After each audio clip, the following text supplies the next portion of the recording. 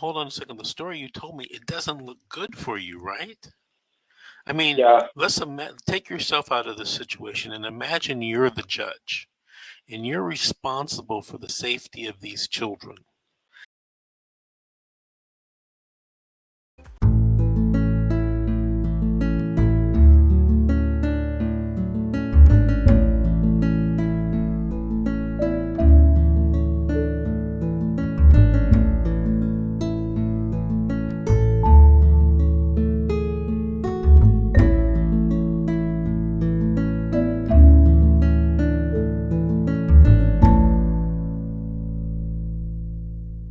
This is The Secret, How to Fight CPS and Win. I'm attorney Vincent Davis with my co-host Jennifer Ani, attorney at law, and with social media influencer Miss G, Georgette Truin. Ladies, we have to take another call right now. Let's talk to David from California. David, did you have a story to tell or a question to ask? Story? Go ahead. Or story? Okay. So, our case started over domestic violence case. They took our kids to the CPS. Took our kids. They took our kids. Mom was able to get them back. They gave us services. I've been doing good since the CPS case started. We're already on the jurisdictional detention court hearing. So the mom has not kept up with her programs, and she's been testing positive on meth and all that. So she lost them. They gave temporary custody to her mom, but then her mom couldn't keep up because she had like a 10-year-old CPS case.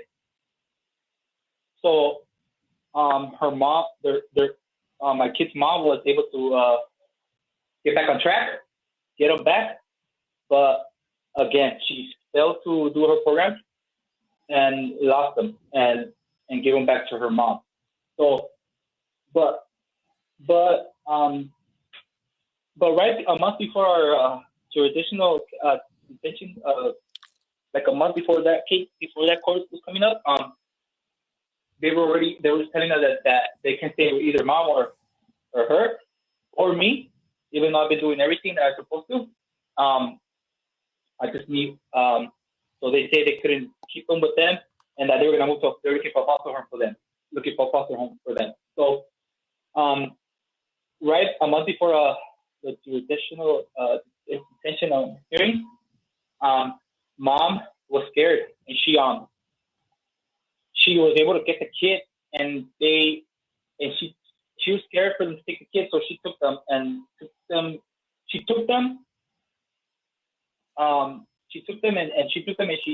basically like hit them. So she took them, basically hit them. She came to me for help, but I told her that I couldn't do anything about it. She can only like keep her stuff in my house, but that I couldn't say no to my kids. That if you needed to stay somewhere, you could stay there.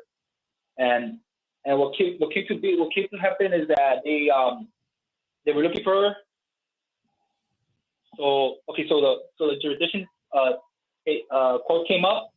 Mom did not show up, but she did talk to her lawyer and told her about the situation, that she was scared they were taking her to a foster home, and that if she wants to cooperate, but that if she could like have the kids somewhere stable to be instead of a foster home, they could be with my mom, with my sister, me, or somebody, and they never helped us with that. They never actually took any of our family into the situation.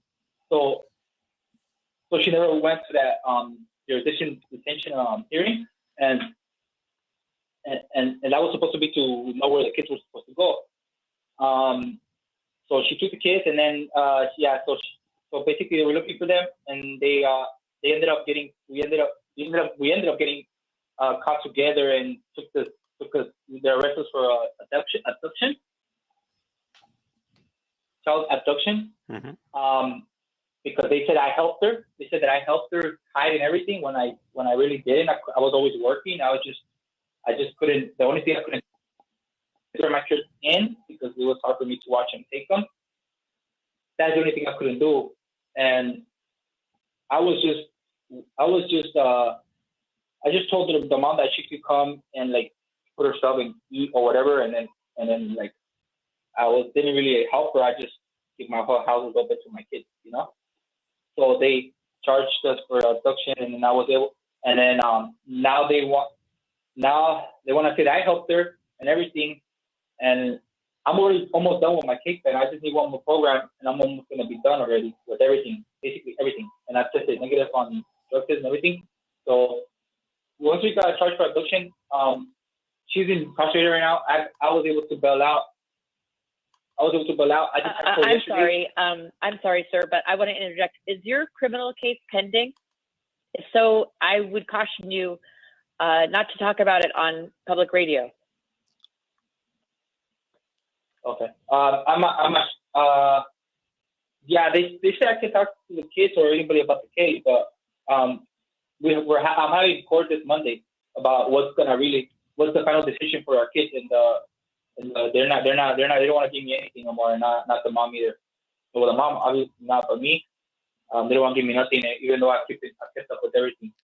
Okay, but before you continue on with the story, why don't you ask me the question you wanted to ask me? Is if I still have a second chance or anything to get my kids, like fight for my kids? Oh, you always have a chance. That doesn't mean that you're going to win, but you always have a chance, you know, depending on, you know, the strategy that you and your lawyer develop. Okay, yeah, because my lawyer said that if I was able to find my kids, I was able to get my kids back as soon as I start my counseling, and once I test more negative drug test, then I should be able to fight them and get them back for my custody. But this happened, and I got caught with them, obviously, and now they want to blame me for helping her and saying that I helped her all this time and that I could have turned them in, but I was there. But hold on a second. The story you told me, it doesn't look good for you, right? I mean, let's take yourself out of the situation and imagine you're the judge and you're responsible for the safety of these children. And then let's say everything happened just the way you said it happened. It kind of looks suspicious if you're the judge, right? Yeah, it does. Okay, yeah. So, I mean, I'm not sure that you can blame the judge. You know, I'm sure the judge is going to be looking at you with a raised eyebrow or two, but, you know, you're going to have to get back into the saddle and get back on the horse. You have a chance. Now, I'm not saying you have a great chance or good chance. I just don't know enough about the case, but you have a chance. And I would suggest in this particular situation that you consult with your attorney and you do exactly what your attorneys tell you to do and don't do anything else. Mm-hmm. Okay? Okay. All right. Listen, I want to thank you for calling in. You know, after everything settles down and get back on track and things start progressing, call us back in and give us some good news about this case, okay? In about 3 or 4 weeks.